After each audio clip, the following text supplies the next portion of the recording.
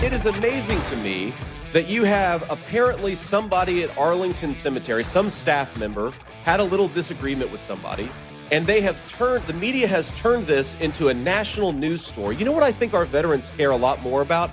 That Kamala Harris's VP nominee lied about his military service. I think that our veterans care a lot more about that.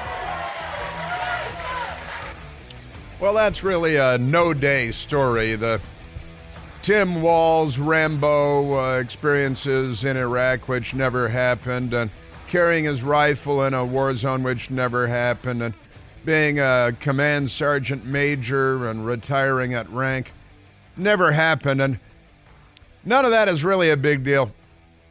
It's kind of like, President Trump being shot in the head. That kind of a no big deal, and Congressman Steve Scalise being shot and nearly killed by a Bernie Sanders volunteer. Once again, a one-day story. No satellite trucks with anchor men and anchor women outside the hospital on that. I don't want to leave the anchor ladies out. It's anchor man, not anchor lady. Everybody knows. I believe that's Ron Burgundy's worldview. Well, happy Thursday and welcome back. We continue to be reachable at 888-630-9625. Michael, you and I should start peace talks for the Middle East, just so somebody's doing it, because the Democrats, they stand around, they watch war, they think war is kind of funny. They get a lot of money from the military-industrial complex that, Eisenhower warned us about. The Democrat Party, they embody the warning that Ike offered all those decades ago. Remarkable stuff. Where are the peace talks going on? Where's that? Where are the Ukraine peace talks, too? No, Middle East peace talks. They're very upset about that because they love the jihad. The Democrat Party in bed with the jihadis. Remarkable stuff. There was, more colleges are coming back in, so more Jew hatred is being spread across the country. More violence, more mayhem, arrests, yesterday because they came out, the students, college coming back, school's out for summer, but not anymore. And now they're back so they can get back to supporting Hamas and Al-Qaeda and bin Laden. They like bin Laden more than they like George Bush or Donald Trump. They definitely like bin Laden more. They like Yahya, Yahya, the Hamas leader too. Remarkable stuff. So we just had J.D. Vance there at the Open talking about the news media. It was National Panhandler Radio suckling on the taxpayer teat. 3-hour radio show with a staff of 33 people. We have a 3-hour radio show, staff of 3 people, but we're not suckling on the taxpayer teat. So that makes for a very different circumstance. But National Panhandler Radio ginned up this story about a single anonymous source at the Arlington National Cemetery just across the mighty Potomac River from our nation's capital. And President Trump was actually there. It was Monday, right, for the wreath laying commemorating the 13 Americans massacred in a radical Islamic jihadi terrorist suicide attack at the Hamid Karzai Airport, where we should not have been in the first place, but we were because of Joe Biden and Kamala Harris and all of the incompetent and inept people they've put in powerful posts. But the President Trump was there at Arlington National Cemetery, and then NPR ginned up a story, again, from a single, unnamed, anonymous, I don't want to be too repetitive or redundant or unnecessarily duplicative, but the one anonymous source, where so many stories based on a single anonymous source for the Democrat Party, and I think there might be some hanky-panky little of this going on like that. And the single anonymous source said, they're not allowed to take pictures in Arlington Cemetery in Section 60, and some anonymous person tried to stop them, and then there was an altercation, and people with the Trump campaign were verbally abusive and physically abusive, and that the employee was assaulted, and then the campaign said somebody with a mental disturbance may have approached them. They have video, and now video has been released, but the video doesn't show what NPR said happened, but how do you know? Because, hey, you release all the video, so now it becomes that stupid game. Ridiculous stuff. But the Democrats are making hay out of this, making big hay out of this, because President Trump was at Arlington, and it was a positive news story, a positive news cycle for President Trump and the Trump campaign, being at Arlington National Cemetery for the wreath laying on the 3rd anniversary of the botched Afghanistan disaster that Joe Biden and Kamala Harris inflicted upon the United States of America.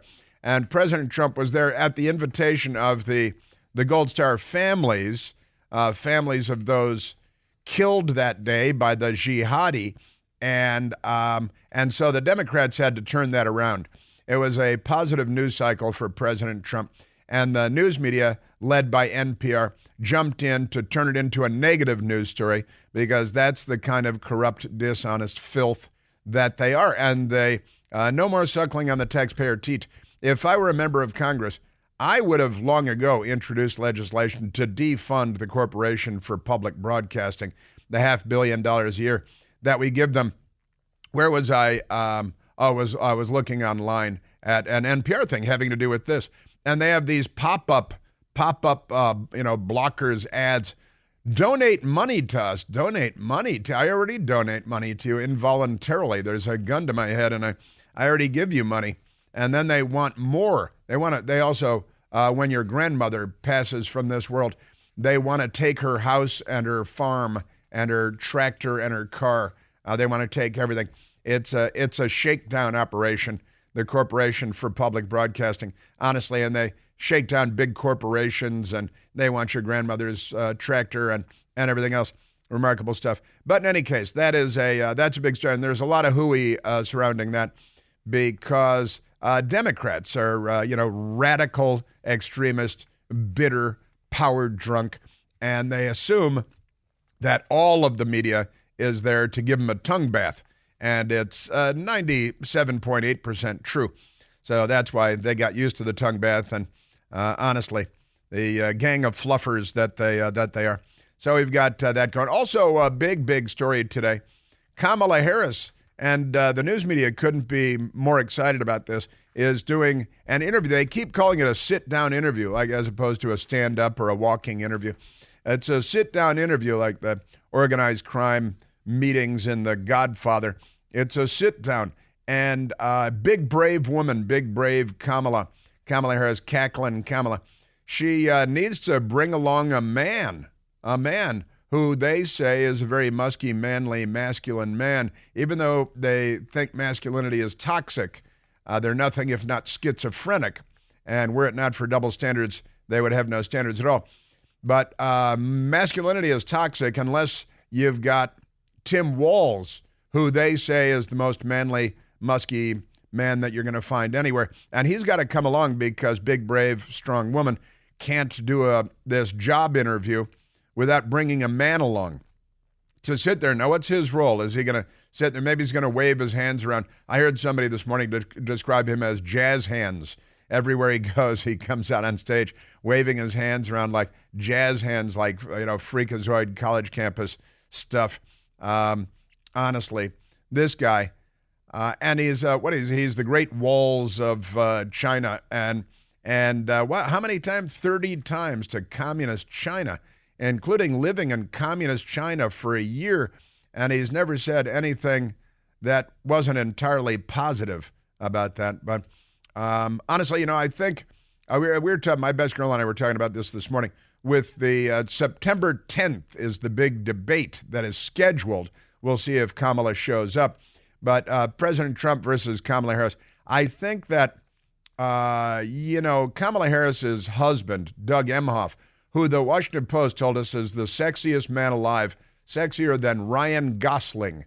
I didn't know he was the sexiest man alive, but they compared him to Ryan Gosling and said movie star Ryan Gosling, action films, has nothing on Doug Emhoff, who's got that demented, tattooed Bergen-Belsen daughter that they claim is a fashion model of some kind. Remarkable stuff. But I think that the Trump people, Doug Emhoff, he's got an ex-wife.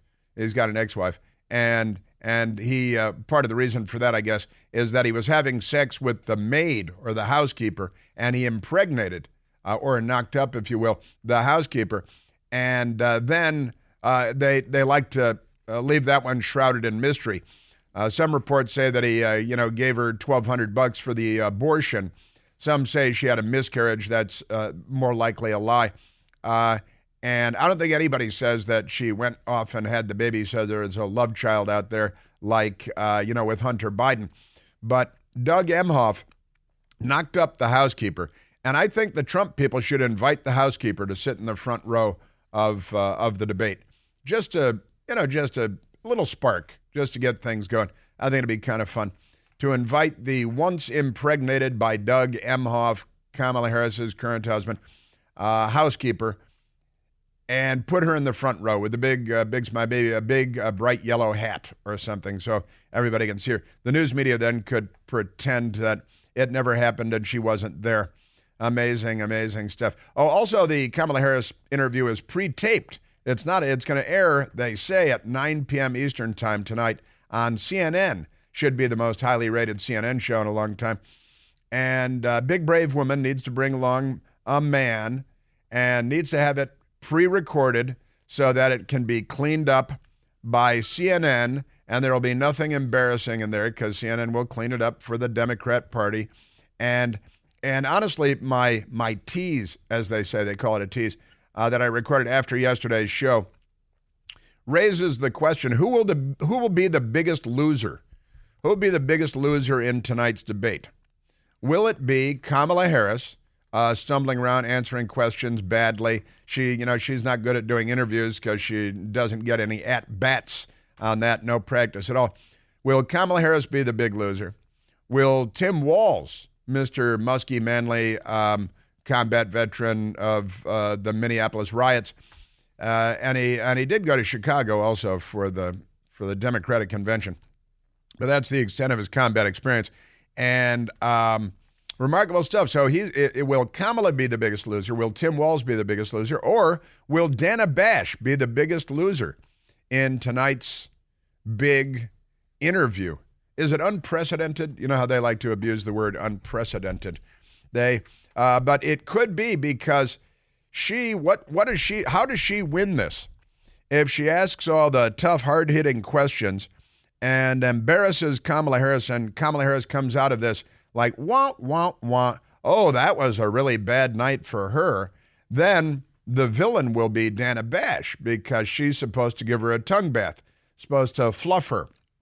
And if she doesn't do that, then her own party, the Democrat Party, Dana Bash's ex-husband was an Obama administration official and a career Democrat political operative, of course. They never marry any Republican political operatives at these networks. Isn't that amazing? But her husband, ex-husband, Jeremy Bash, was one of the signatories of that felonious 51 fake fraud information operation, tampering in our presidential election, intelligence letter, right, with penitentiary face Brennan, corrupting our presidential election in 2020, completely unaccountable. There's no accountability whatsoever for corrupting our presidential election.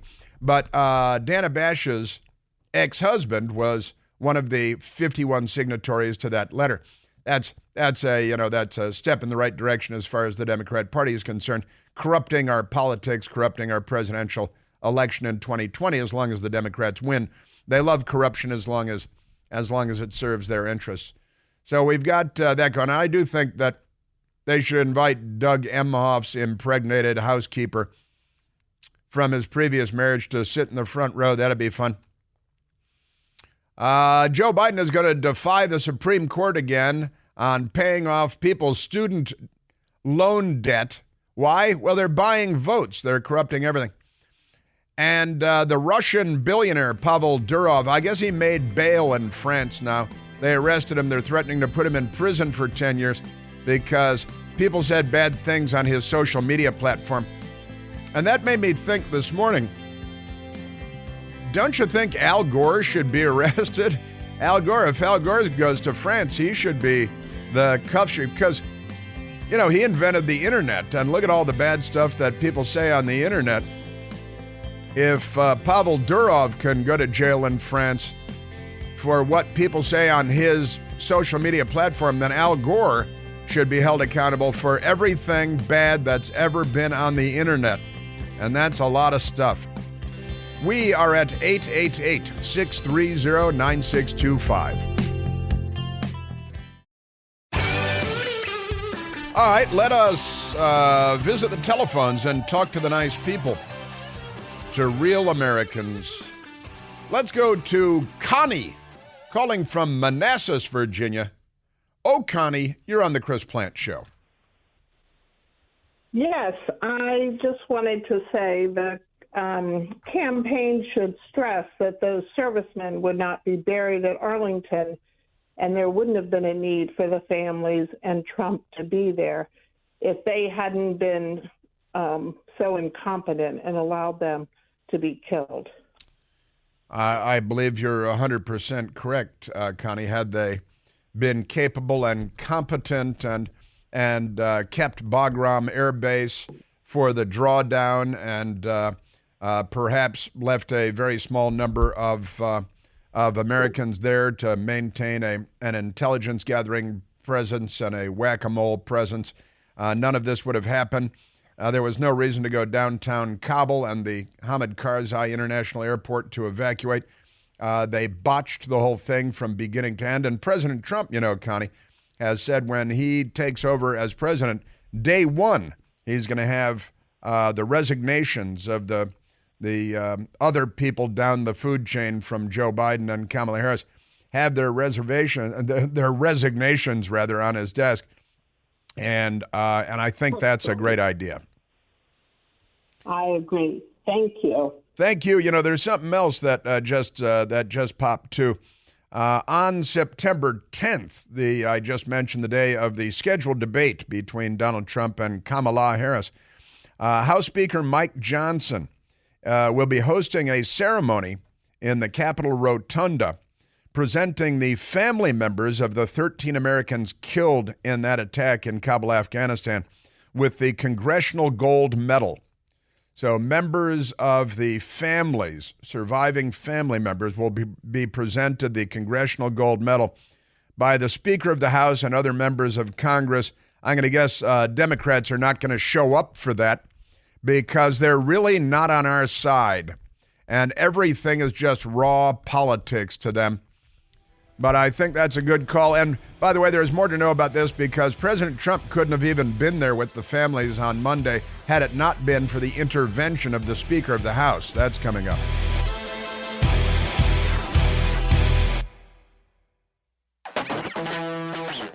Yeah, honestly, I think if the Russian tech tycoon of Telegram is going to be held responsible for what people say on Telegram, and apparently the Hamas savages plotting the October 7th attack, they used Telegram, according to what I read.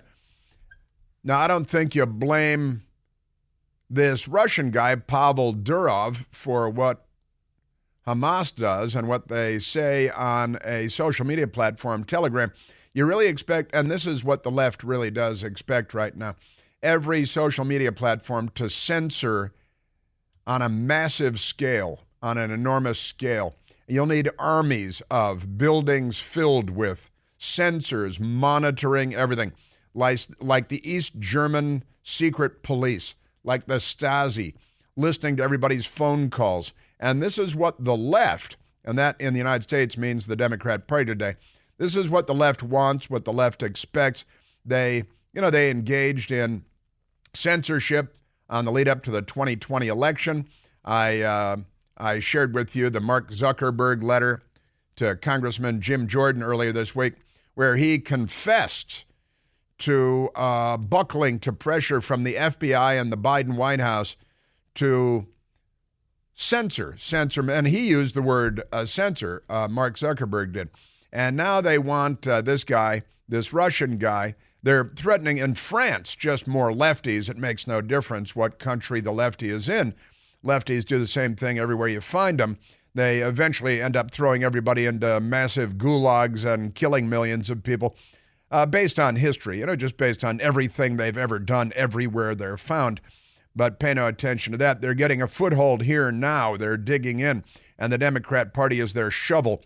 So Pavel Durov, looking at years, maybe 10 years, I think, in prison because he runs a social media platform that's not heavily censored enough.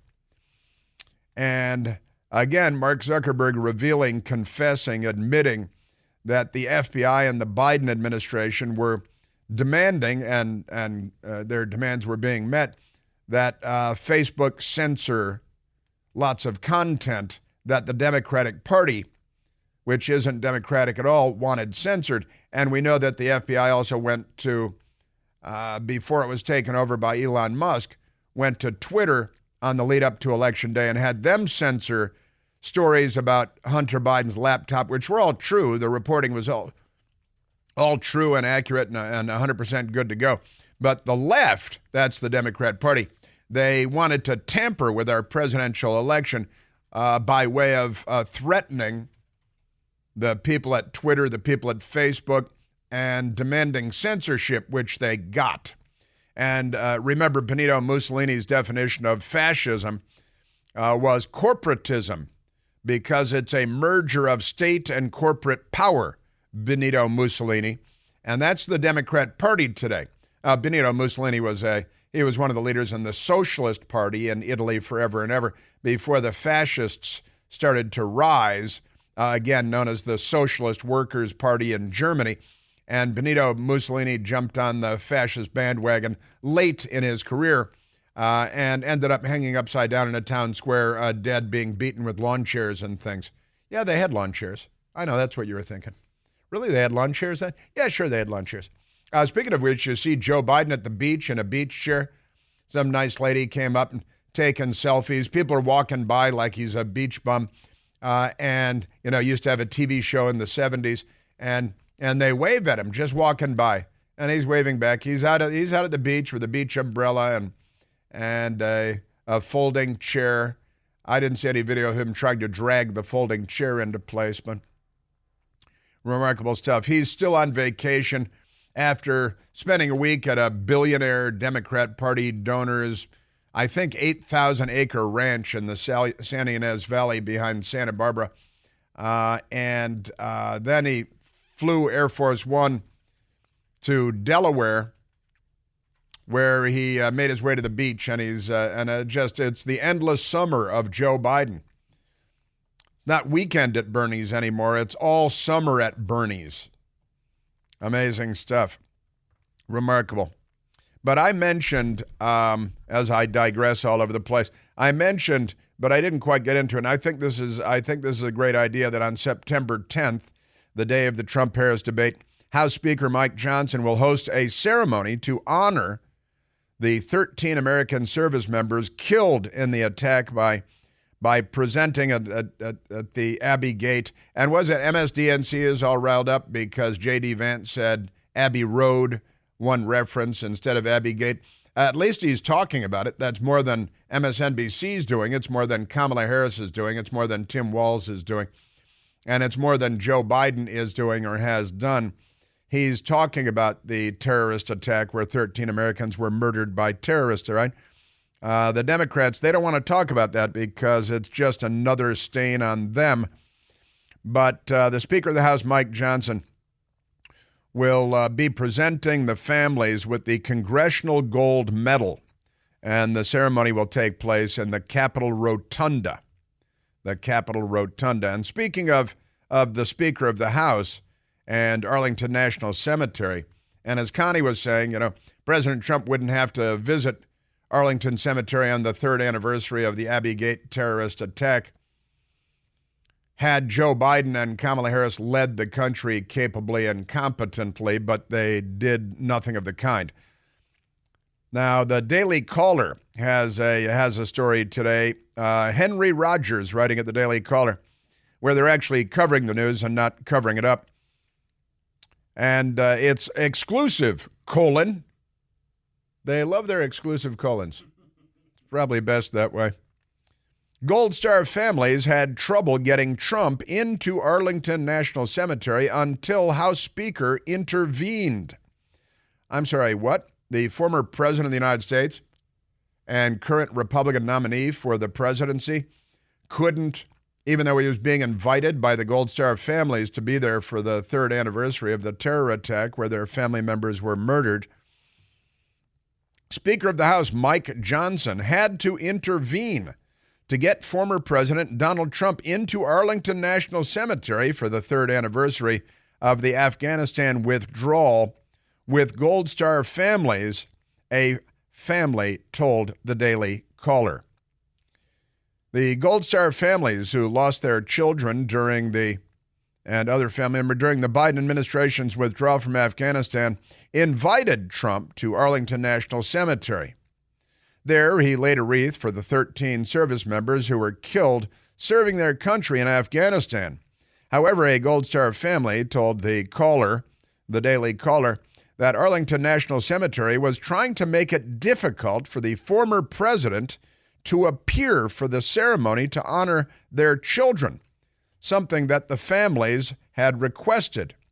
Arlington National Cemetery told Gold Star families that they could only be there for a specific time and did not work for everyone's schedule. This is pretty amazing stuff. Arlington National Cemetery, and I've heard a couple of tales about this, and what I'm hearing from the people out of there, I'm not very pleased by, but Arlington National Cemetery told Gold Star families that they could only be there for a specific time that did not work for everyone's schedule, and were also told the president could not join them at their children's grave sites.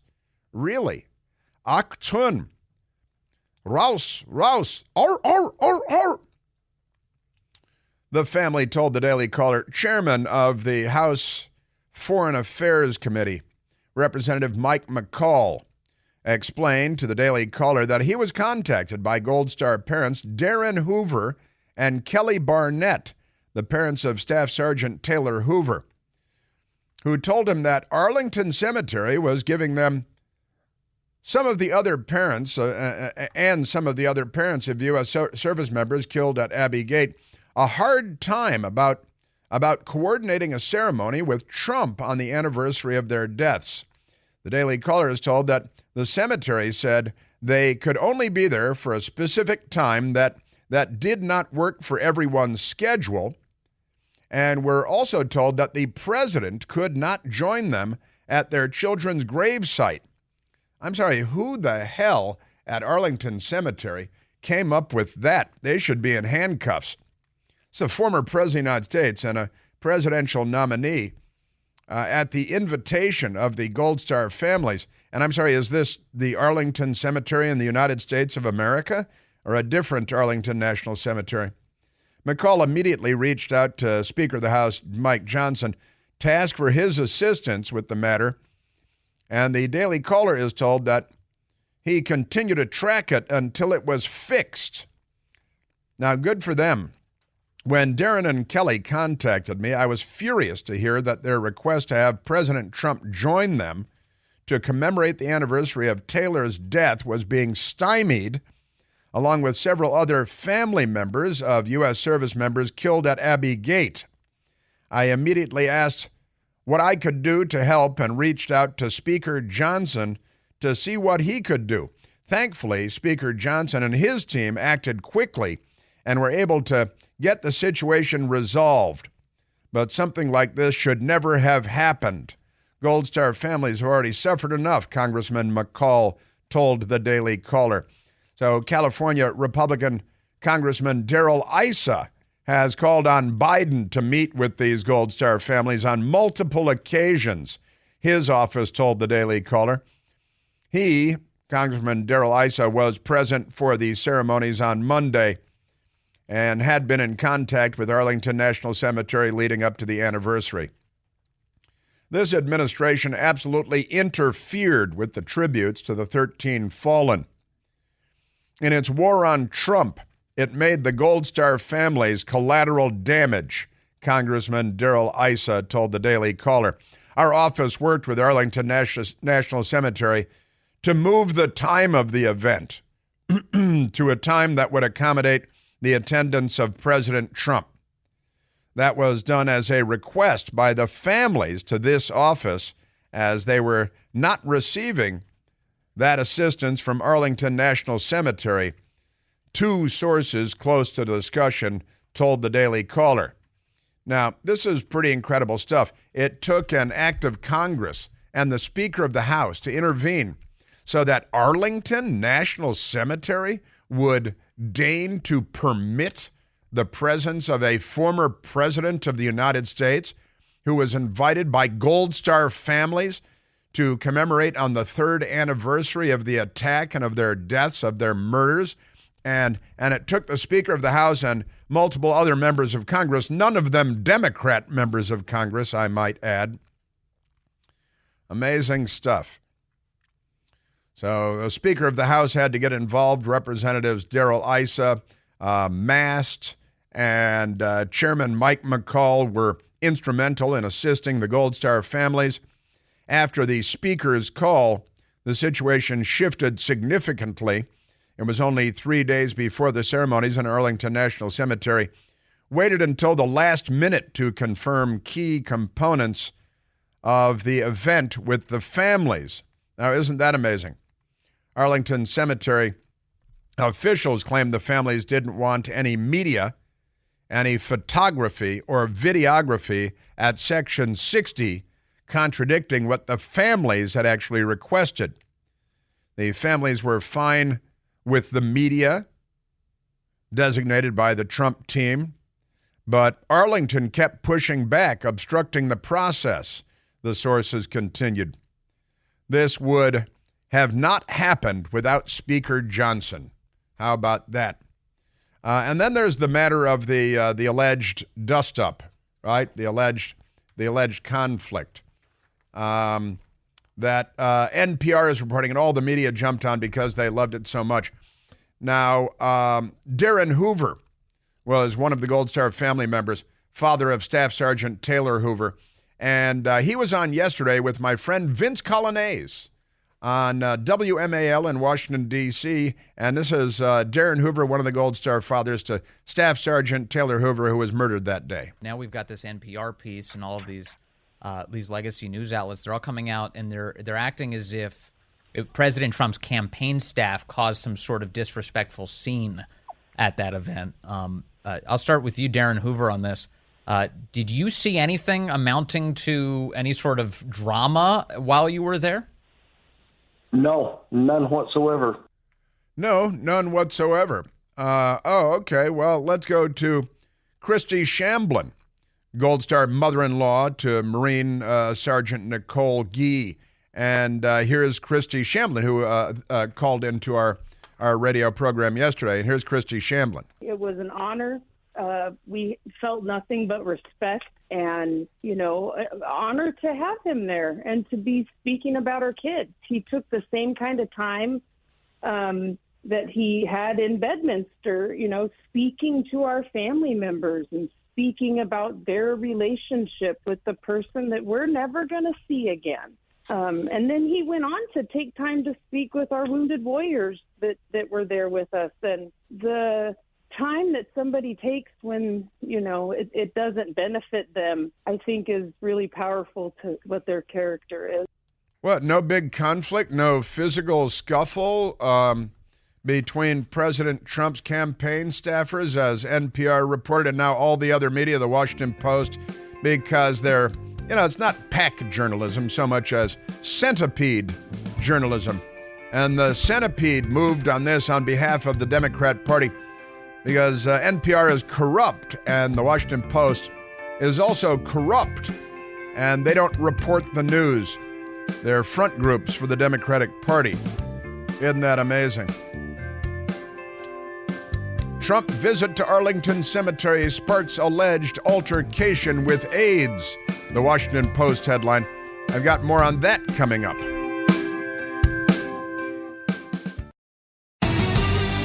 Yes.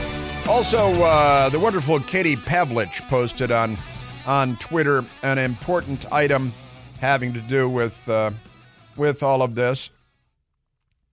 And Katie Pavlich quoting U.S. Army veteran Lucas O'Hara, who was at Arlington Cemetery on Monday, honoring those killed at Abbey Gate in the 3rd anniversary of the bombing in Afghanistan.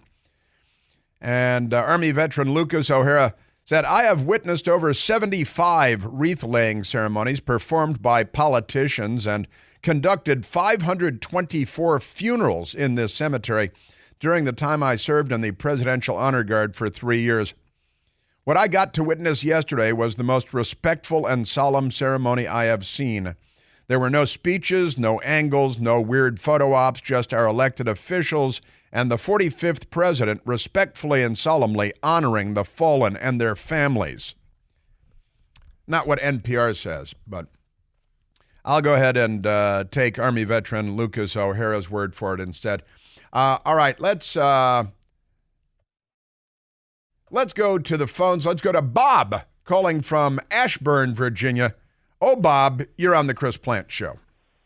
Good morning, Chris. Hey, Bob. How are you? Very well, sir. I'm going to blow up the story with Arlington Cemetery in a minute. First of all, my uncle was buried there and a couple other friends because I'm a Vietnam veteran. But have you ever seen the movie Gardens of Stone with James Earl Jones and James Caan? Yes, I have. That whole movie was filmed on Arlington Cemetery. Yes, it was. And the other thing I wanted to talk about is what is the most visited and photographed gravesite in Arlington Cemetery? Well, John F. Kennedy, Navy Cross. Yes. President of the United States. Yes. That I just don't understand how stupid this administration is. The other thing I want you can't photograph it. Also, the Tomb of the Unknown and the Kennedy grave sites, and people photograph constantly there, but they said that Trump couldn't photograph there. Look, during the Christmas time, you see hundreds of people planting Christmas wreaths on cemeteries. That's right. On tombstones. And the other thing, I just don't understand this. We've done. I'm afraid I ran out the clock on you. We've laid wreaths ourselves.